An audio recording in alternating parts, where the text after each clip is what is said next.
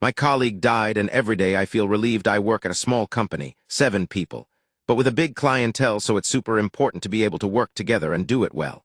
It is a fantastic company that's run by a super sweet old man who really cares for his employees and the company, even on a more personal level. Everyone is very close-knit, basically. I'm also 10+ years younger than her. My colleague, 40+, was, on the outside, a super friendly, super sweet woman. She was an acquaintance to me before I started this job, and we got along well. She was not the reason I started working here, though, but she always had to have a bully victim. She was toxic in the way teenage mean girls are toxic. She picked a victim and manipulated the others, purposely sabotaged things for them at work, talked so much shit about them to the other colleagues and friends/acquaintances you had in common outside of work. You constantly had to be on your guard if she decided she didn't like you anymore, because your looks, what you wear, brands were important.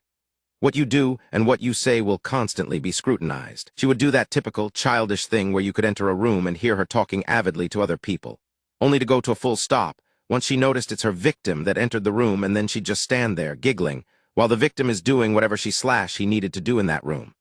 The other colleagues are older, 60+, and weren't exactly on her side, but they are more of a you do you and I bother with myself kind of people. Still friendly, but not going to be a part of any drama at work. My boss is very sweet, but for better or worse, he likes to think the best of people.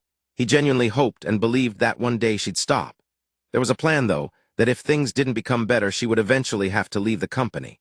She also had issues with doing her own job properly, and often had to have other colleagues needing to fix her work for her, even though she's been doing it for the last 20 years. She has already made 3 people quit their jobs here, not officially because of her, but when speaking to them, she was mainly the reason. Everyone is an adult,